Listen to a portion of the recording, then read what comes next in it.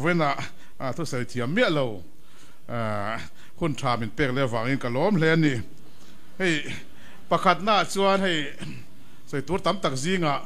MNF จงจ้างบุกเฮียนบุลกัตันตัวก็ใส่ตัวนู้ก็ใส่นนเลี้ยงpolitical party zoma politics เขลให้กระตุ่มมันยังไงล่ะวะ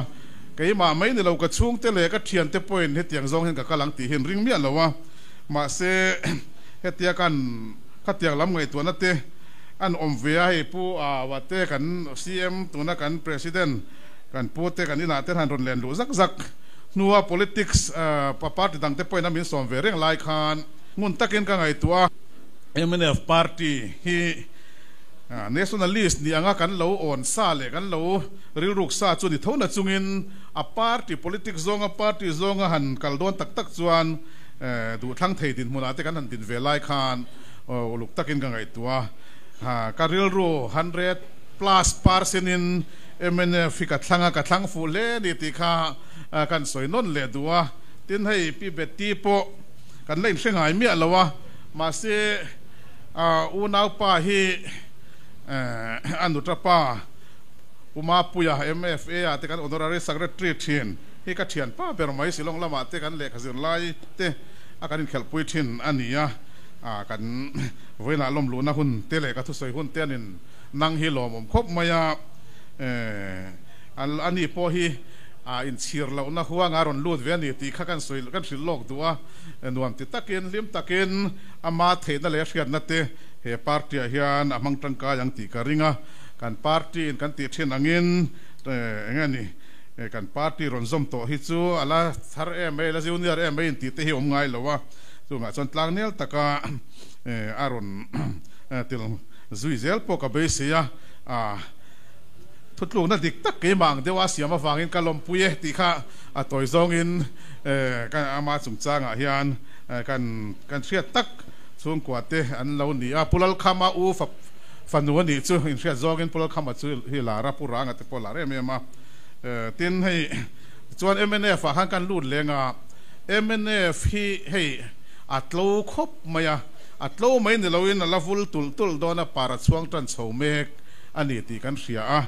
สังขารสกัวสมรุกปฐุมะเตโปMLA เหล่าในโตMLA ปฐุมมิโซรัมMLA สิทุมเจ้าออกมาจุดตาจวนสังขารสกัวสมรุกปฐุมอาสามินทันปุยะ MNF อิน MLA ปฐุมอัน MLA ปนีกันเหล่าในได้ตัวกันเปลี่ยนมาได้เป็น MLA เหล่าในโตอันงั้นนี่ZPM จันทู MLA เตอันมิงต่อไป independent อินเสียกอังนิโลกัน MLA เตข้าศึกษาสุขสมรูปปฐุมะโปคานอันมิงต่อไป MNF ที่ข้าเสียกวานี่ตัวฝั่งจวนกันปาร์ตี้ฮีอัลลุนครบมายาปะเทียนอมปุยนี่ที่ฮีอัตลินเรเซียเลอัตโลเซียอัตังฮิอันอาเซียตาขัดที่หุ่นไล่คาน BJP ฮีละเปียงลาวินกับเสียปาร์ตี้อินเดียนาปาร์ตี้เลียนเฮาฮีสังกัดสุขสมรุปปฐุมสังกัดสุขสมรุปประคัดโซไลฟ์เวลคาน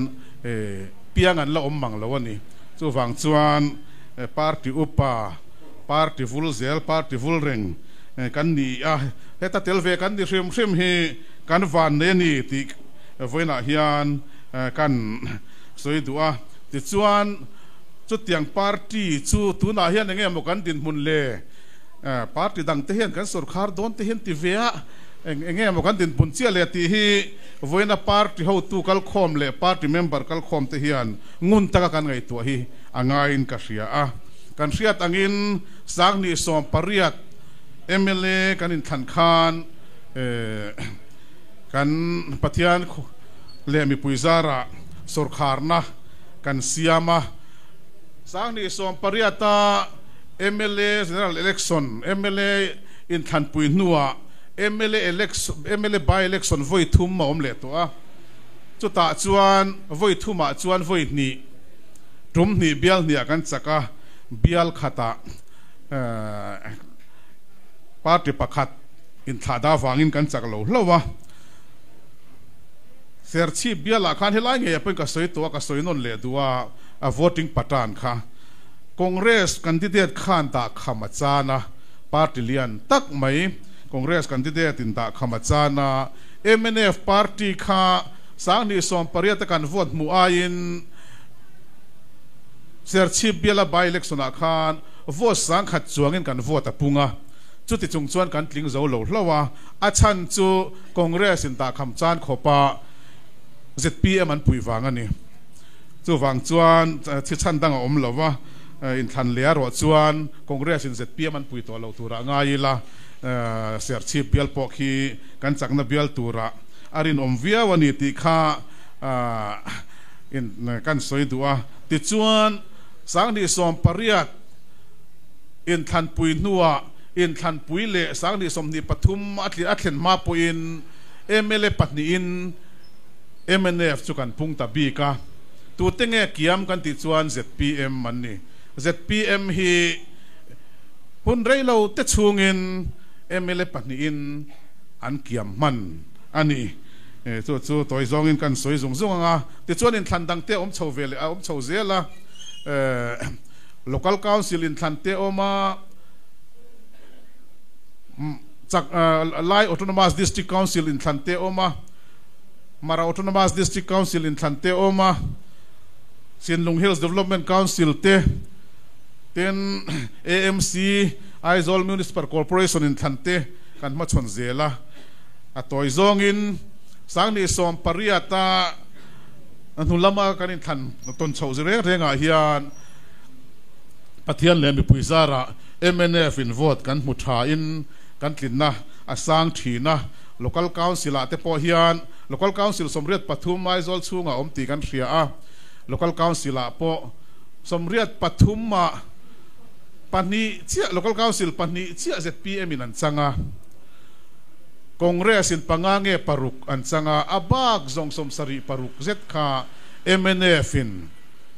local council hi kan chang mek ania tuna po hian kan pung zela ni ti kan soi ngai lawin in traffic maya veng tina lom lu tur kan neya kan chu wang chuan local council somriat pathuma som sari paruk nei chunga MLA in than ma son chu chak om tiu teu tak ani chu wang chuan kan member ten din mun that lu ta wanga in thla da kha chu thalowa ma se kei ka budan chuan hlo thon tur om hian ka hrelowa ZPM bial big po hian analyze sila ZPM bial hi kan hriat angin west tru te south tru te north tru te north one te ni mo kha bial li ania bial khat Aizawl chungan chan to west tru ka ti west three zo kan ni han south one om boke bial nga Aizawl chunga bial nga hian ZPM in tuna hian MLA an neya local council in thana khan an bial nga khan engza nge mo ZPM hin tin vele kan ti chuan ka sei sualang ti chu ka hlau deuh na local council somli panga monilai oma khan local council pania chia ZPM hi an bial ve an biala local council somli panga khan local council pania chian an sarkar nan la venin ka hria a chu ti chunga kan sarkar don han ti te chu amak ang ring tiro ma sian ti mai zelan ni chuan chu wang chuan MNF din hun hi te khovel te dala tang chuan atha em ringot mai ni ti kha atoi zong in kan soi tu a district council lam te chu ka soi ngai lo in hria ka soi thui lawanga til la om ngai lo MNF in sarkar na kan se kan la nei ngai lo te kan sarkar mek ani chu wang chuan kum somruk MNF in kan lom meka kan kom somruk lom mek la ya MNF history MNF ina adin tiratanga vo in thenga athil ton awang lai ber history ziak tu tena ziak don sela chu golden period anti laya hian tuna hian MNF party hi a omeka chu tiang kan din mun ani laya ACDP te sem thei lawang menti huai lai kan han sem thei thlat si te luan pe thei lawang an te kan han pe thei thlat te CSS sum release ve ka ngai don release turan nei si lawa central sarkarin a hemina nge yang an tilaya kan ho to ten han release le thei vek si lai te hi amak mange o ti mai turan ni a thil sia le ngai to thuya piang in makan ti chu wang chuan kan chief minister zaom tak kan party president ni bok puzoram thangan sarkar kai suai dan te party kai suai dan te hi achuanom thlo ta ni ti hi voina hian ka soi du a tin MNF movement le MNF ina independent suala na movement an lo nei kha aro puizia hi tun lai chu ka ngai tua tun in rin nikal ta mai chu ni min pialo kan ni chu khan government scholarship coalition north east pum pui state paria ta thalai in mu khom na NSS volunteers youth festival an tia an khinga north east thalai za thum rual lai mai scholarship college sa khwan college student te university students te higher secondary school students te an in ke me ka tuna po hian lati lai in ka ringa ninga lai ti turan nia chuta chuan a hong tur le khwalian turam in som ve wangin ka zukala chuta po chuan mizo wina independent kan sual dan le kan chumi independent movement lai chuan mizoram hi India rama state la ber most fearful state bon raber ti thina ni dan te chuta in kaushan le mi puite du dana in remna MNF sarkar le ti meang kami ram doi sarkar le India sarkar ina memorandum of settlement sang azwa somriat paruka an sign nuwa Mizoram to most peaceful state ani dan te soi langin Mizoram Legislative Assembly hi India Ram Legislative Assembly most powerful Legislative Assembly ni ti te ka soya chumi a chan chu MNF le India sarkar in rem na khan Mizoram chan votur Mizoram Assembly na til ti thei big tur kha Article 371G India Constitution 43rd Amendment te siamin bellu ania chuta chuan kan social te engani kan sa khwana chungchanga te kan customary law chungchanga te kan ram hemilen leilung chungchanga te India Parliament kan Parliament khuan dan siama se Mizoram Legislative Assembly in apom lo chuan chu dan chuan Mizorama omzia nei lovang ti te kha college students te le college lecturers wal ma a kasoya hetiang thunei na hi UP India Rama State lian ber Legislative Assembly khuana nei lova Karnataka Legislative Assembly na nei lova Assam Legislative Assembly po na nei lova Khoi Legislative Assembly ma in Mizoram Legislative Assembly in Memorandum of Settlement avanga thunei na anei angchi hi an nei lova ni tite kasoyan nga event le hei hi MNF movement ra chwa flue mai ania hei ke po hi research te tia constitution na research te thin ka ni via degree te po ka la via chunga po chuan ka tuipui le thina chu wang chuan MNF party hi a party ni nuaro puina chu thusan ni sela MNF movement khan kan namtan khovel chunga kan sa khuana te kan nam chin than kan customary law te kan ram lei lung te veng him tur hian India Constitution hian thunei na Mizoram Legislative Assembly apea Parliament su India ram pum huwa paro real tur thei thunei na zaun thak nei chu ninge mai ma se Parliament ro real kha ai kan lo ti tlat chuan kan drama hian man ngot thei lo chu voina hian ka soi duwa chu wang chuan kan nam sipai te kan nam mar tar te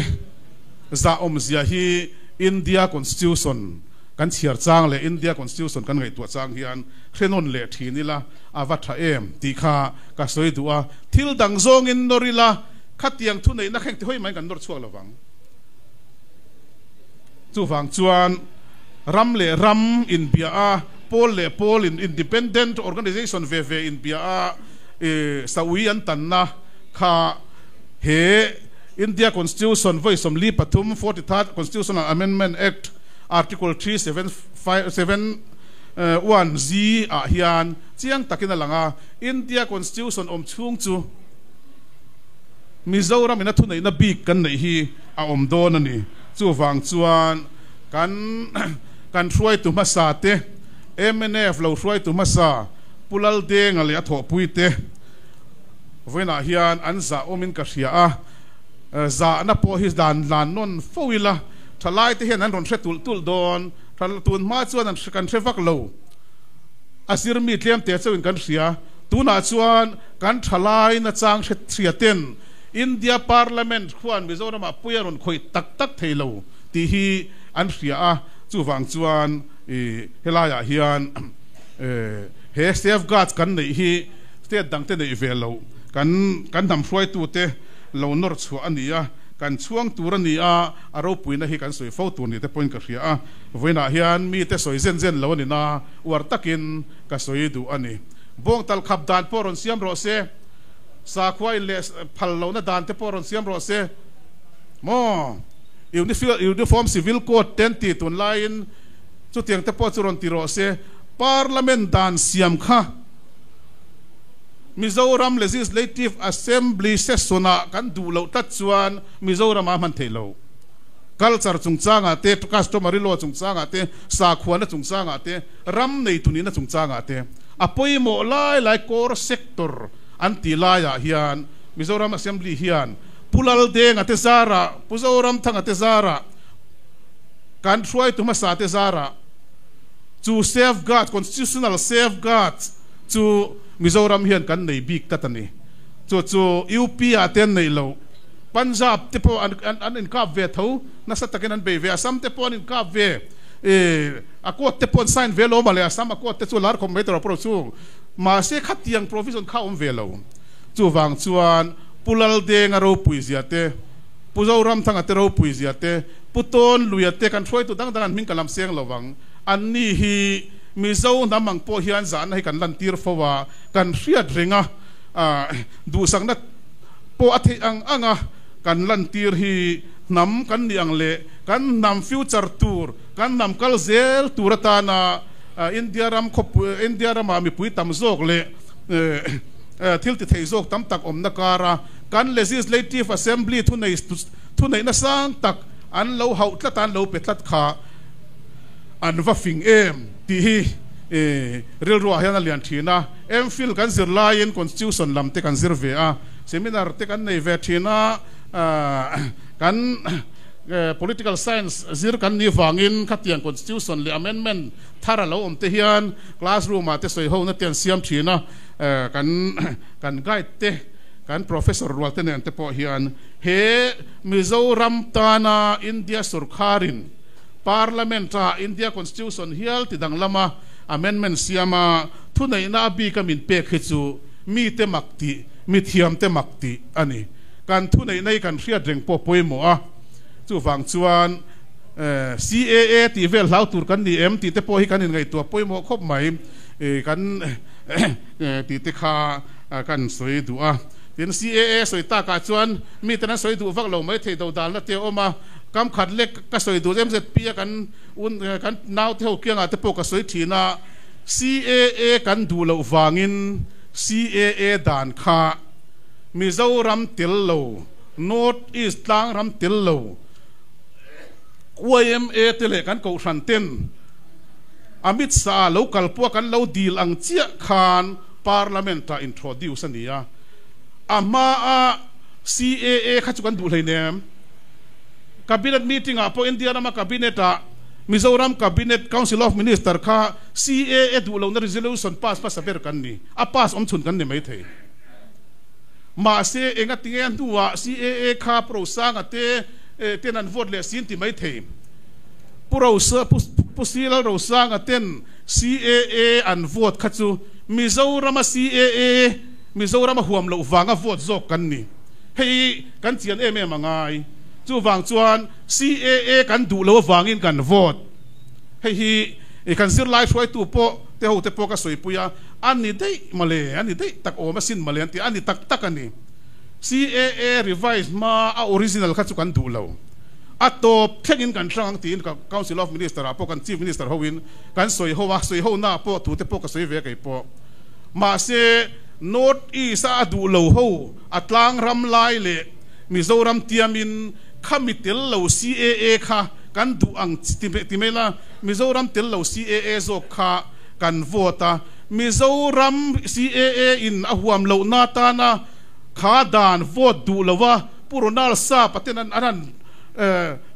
eng lo kha chu nam phat san na ka ngai ke chuan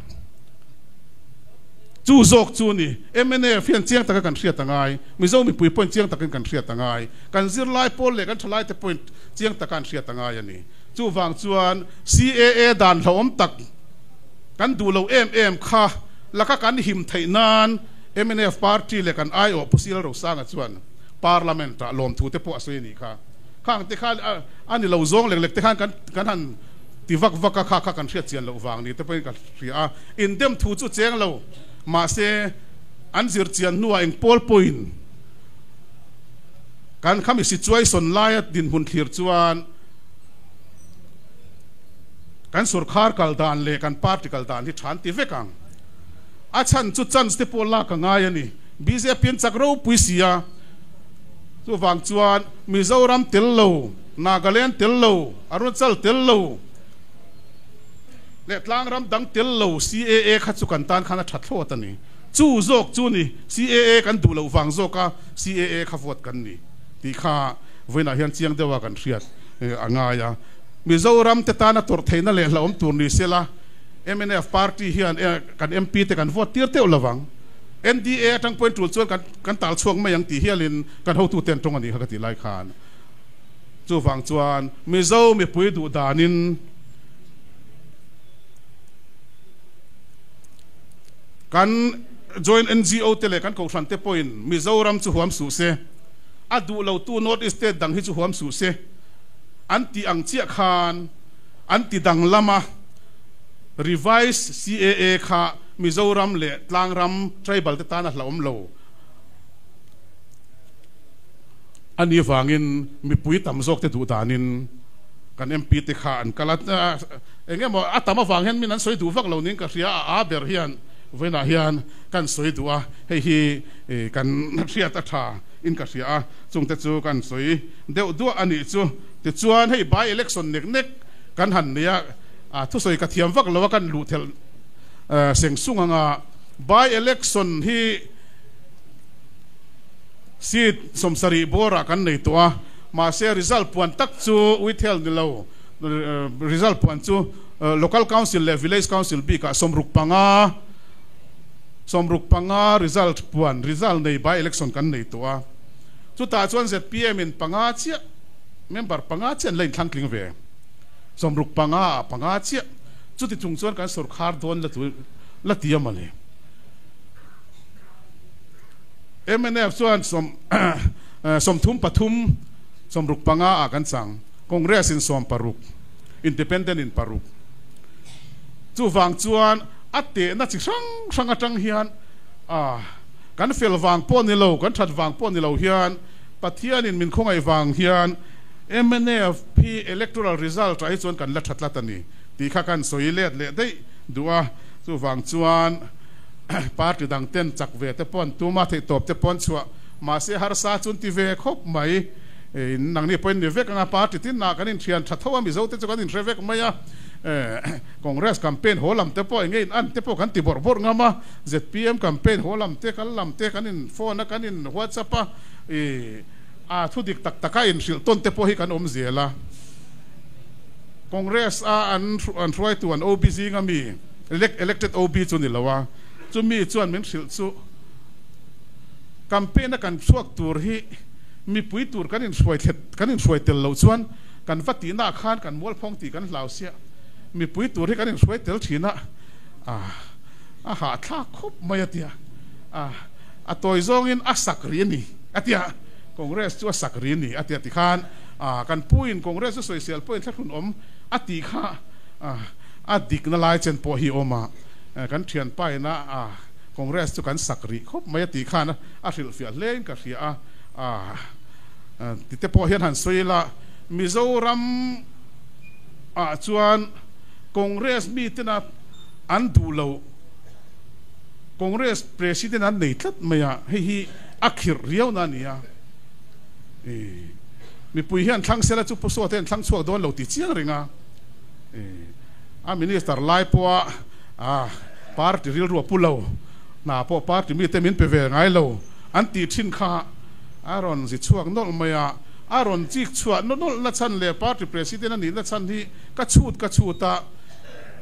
ka karin dan mai chu ni na mi mal ming te po soilan holong chu mo pu holan sang ni som di pathum chu kan sarkar chuang don lo Congress house nga hian atlatura tu ber hinge ka duang tia than chu ani wang ron president mai kha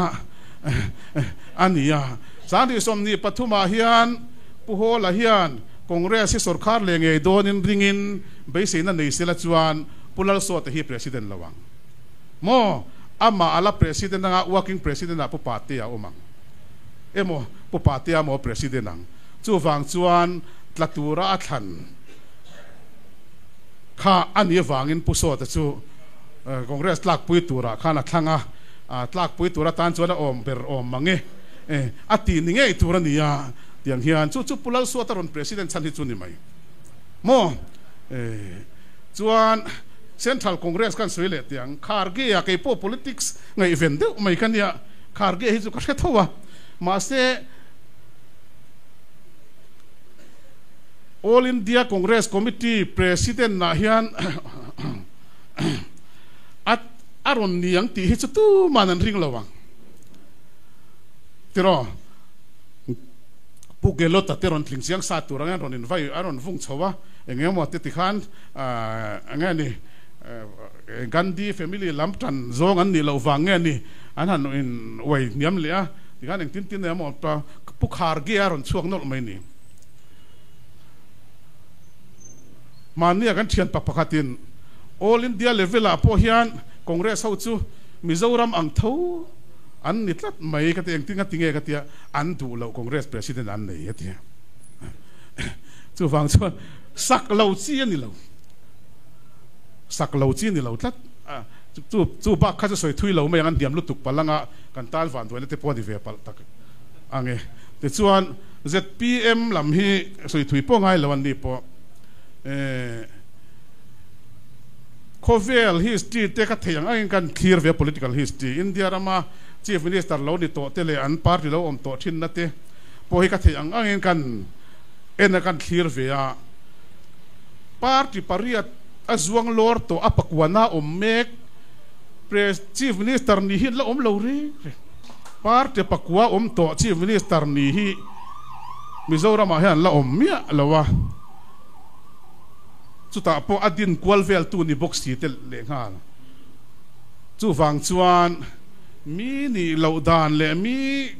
khovela thil thleng thei lawa ngai le thleng ngai lawa ngai hi Mizoram hian thlen da chan tur bi khi omin ka hrel lawa chu wang chuan mizo mi puite hian party pakwa to hi eng mi ziang nge ni ang political commitment eng level nge a commitment level eng ni ang ti te an ngai tu thiamin ka ringa chu wang chuan tin in than zwa hian khoya nge om le ang ti te po hi mi tam tak chuan tun lai chuan an clear le ngai ven ani chu wangin ZPM te hi chu ti hian thei top lo chwa ve sela thei top chwa su ti reng su thei top chwa ro se ma se sang ni som ni pathum Christmas a hi chuan an kim lo na sa to viawin ka ring tuna mi hi a chan chu an han ngai to wang voi ni khat tong traya party om na suan mai chi khan tam ve riau maya chu wang chuan zan ni khat in ngai to voi ni khat tong traya party om na suan mai thei chi om khom hi chu min rin dan chin tok an thiam ka ringa an thei to an chua hi lo clear ve zelila a be chiam po hi ngai in ka hrelo pe chuan ke ma ni ho hi tang rualila ke ma MNF chuan MNF votila MNF chuan MNF tanila tiang chuan a bol he ke ma ni a om tata wangin ke ma ni a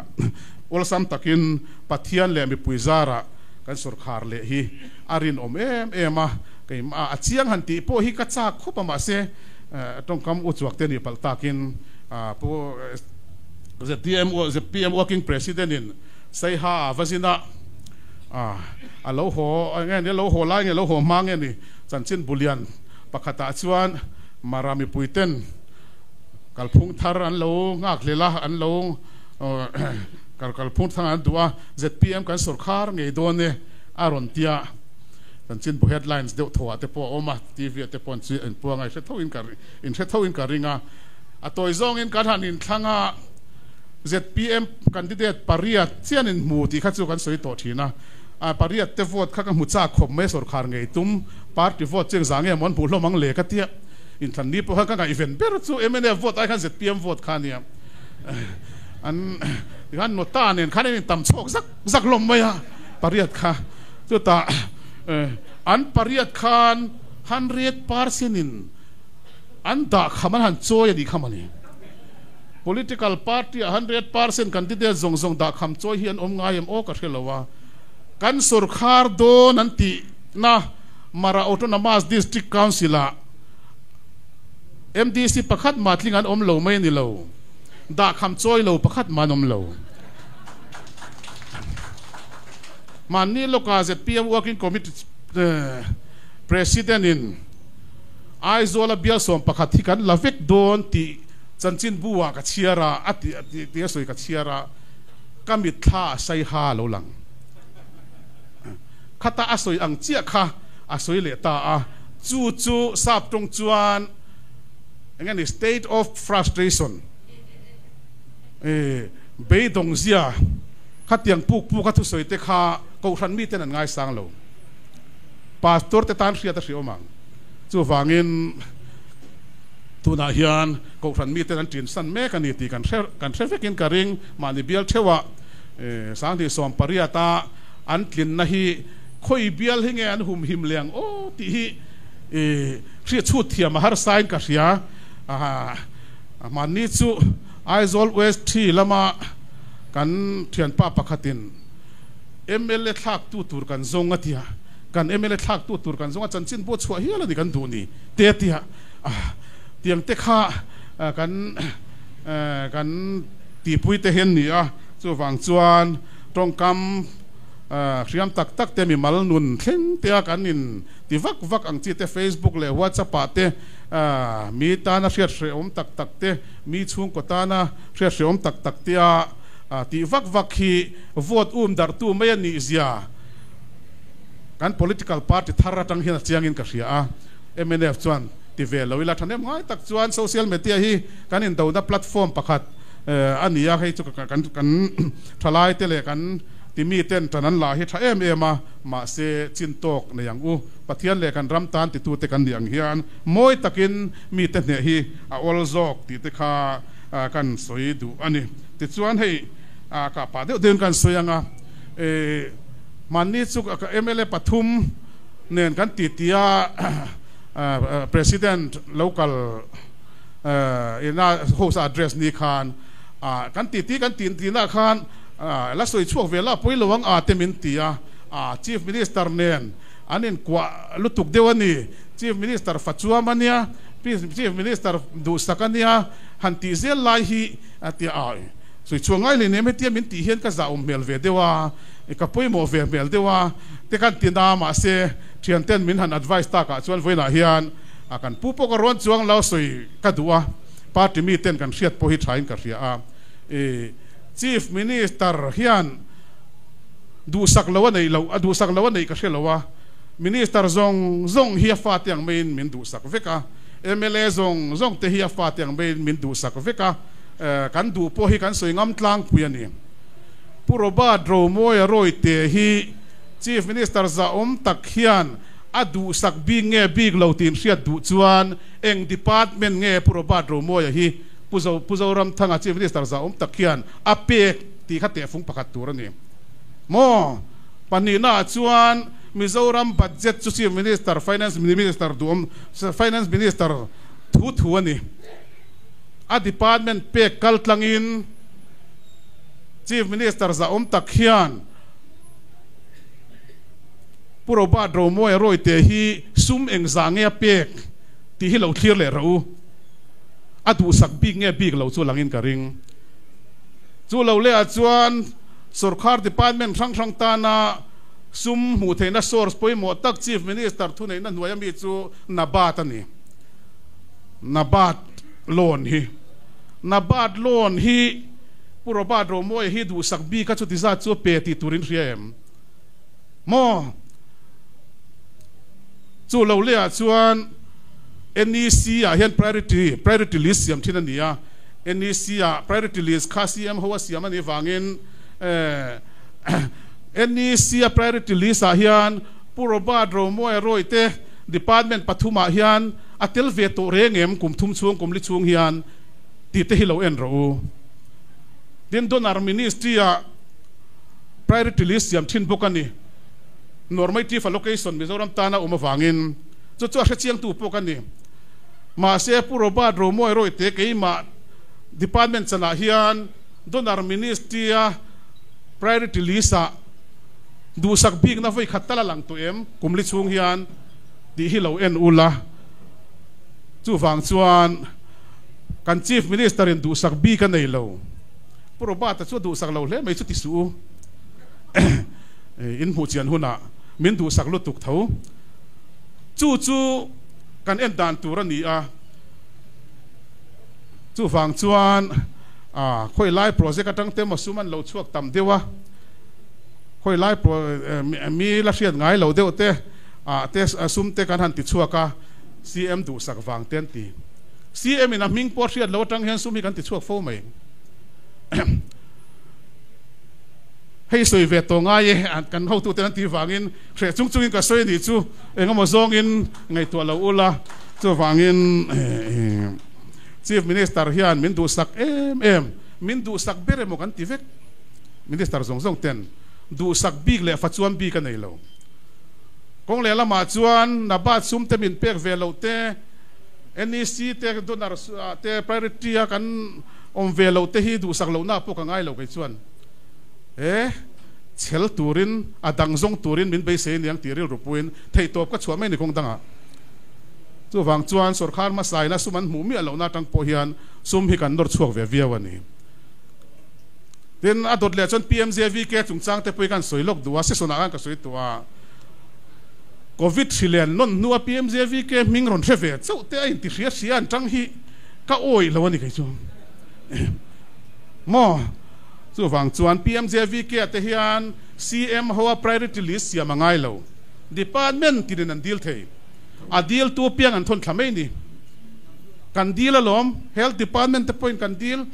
school education department จะเป็นกันดีลตัวน่ะพอ department ช่าง higher education department จะเป็นกันดีล sports department นะสุ่มตั้มตะการอนชัวฟังอ่ะปุโรบาตาดูสักบิ๊กมี department สันตุระปดเฮกเวกเตียดที่อังซีไงตัวน่ะฮีอาจจะเท่าแต่ปนไม่เทสเราเต้นดิไปจนอันคงไอ้ทลากเวียวันนี้จู่ฟังชวนเซ็นทรัลสุรคารินดานลวินสังสนเสียมไงเราไก่ชวนอัฐเทนี่เสร็จแล้วจู่ Ministry of Atomic Energy ตั้งเตียนฟุตซอลเสียมได้ที่ดีลช่วงเทเลสินกันดู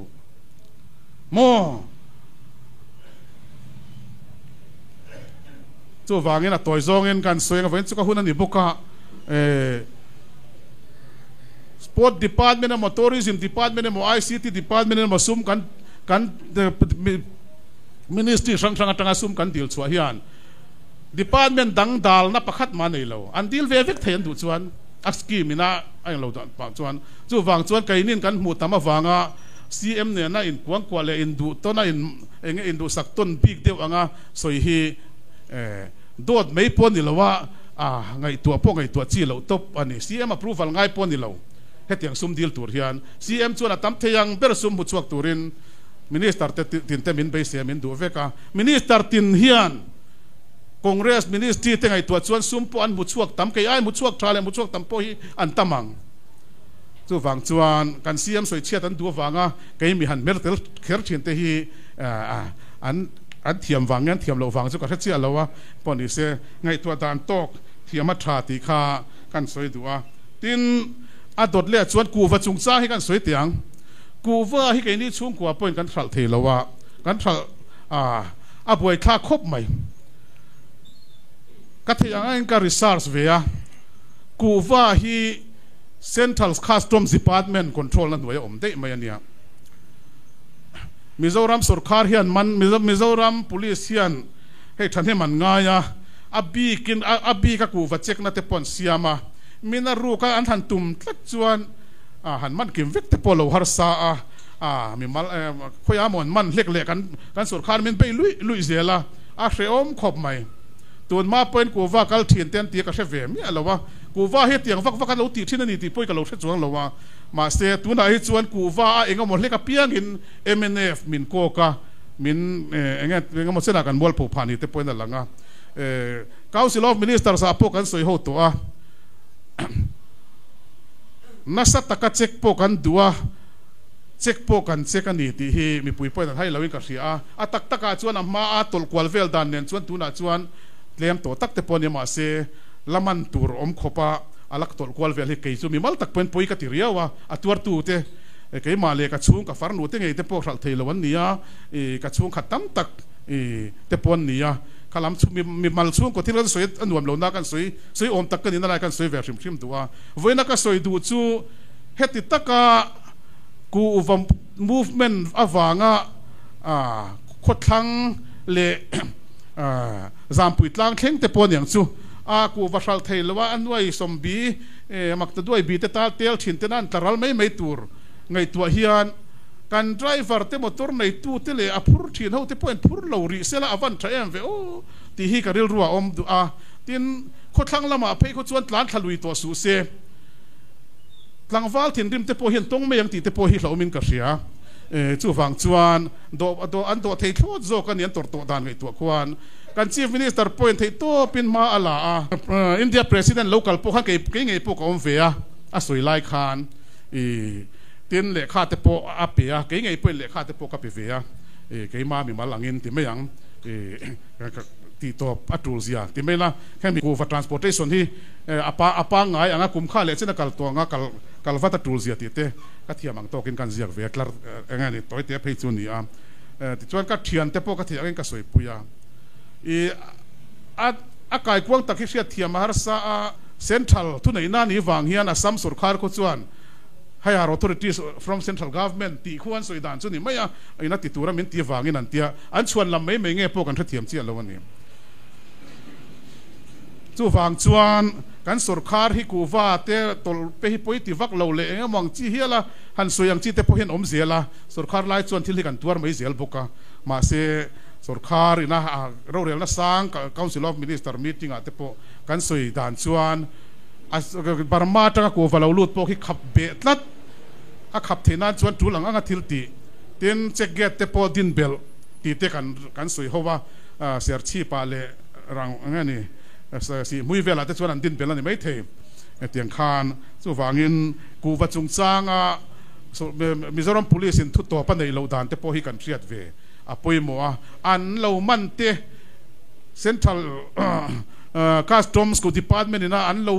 เอ็นกอลเวลด่านเตปอฮิ police เตปอฮิท่านาเวเดอุปนิไม่เทียเตียนกูด่ามังซีเตปอฮิมิโซรัม police นะข่อยเถียงว่าข้าเรานี่เราว่า Central Customs Department กูต้องเวกขี้เราเนี่ยกูฟาร์เขียชัวอันที่จำพายเลยคิงไล่กูดามเตปอจู่ฟังจวนสุรคาร์นะที่โตปัจจุบันที่อัติที่จินเตบ้านใส่โต๊ะเราหน้าจินเตปอมังที่ขับดังเร่งพอเฮียรู้ก็ตลที่อมเวเซลนี่ขับปันนี่ฮิจวนตัวถ่าเตปอขับปันนี่ถัดเร่งบุกะรูเตปอขับปันนี่รูขับเร่งบุกอันรูเร่งบุกะข้าจะเทียมสันน่าสวยจีจุนี่ละว่ามาเสกูว่าเห็นจันรัวละไงสุรคาร์พัลโลทิลอันนี้เฮ้ยมันนี่พอเฮียนกันนินอย่างงี้นี่police เต้นcustoms เขากุตันนี่ที่ไม่ละว่าที่ตบชก police เต้นกันดิวตี้เบอร์จูนี่เชี่ยละว่ามาเสกันติดตัวเท่าล้อมตีอันนั้นจางอันนั้นไตรวาระ volunteer เตเล VDP เต JSC เตนันไตรวาร์บุกไล่เฮียนแค่นี้มีนอลปุยพอเฮียนกูว่า movement เลยกูว่าเราเนี่ยก็ใส่จูบาร์มากูว่าเราเจเวลเรื่องที่จูอัดตบนานเฮียนจังกลางเตียง cáiนี่นำ party ชวนกันติดตัวแต่ปนที่โดนล้อมีตีค่ากันสวยดูบกะเตียนให้ SCDP ที่ตบนานกันสวยยังไง SCDP ที่ตุ่มไอ้นังงงนักคบมาอย่าไอ้มิลเลียนเลยมีหัวสถานส่วนอย่างมันเดี๋ยวไม่เทมาเซ MNF เตจูเนี่ยเวตักเตกงงั้นนี่อาลัวมาซุ่มละลุ่นง่ายมังเราเตปกันเราฟุระกันเขาปุยาพ่อเฮียนเขาปุยเบลตัวเตกันนินอะไรกันเชียงจู่ฝั่งส่วน ACDP มีปุยได้เรกัดเข่งภาคมีปุยได้เรกัดเข่งตัวกัน budget flow กัน budget flow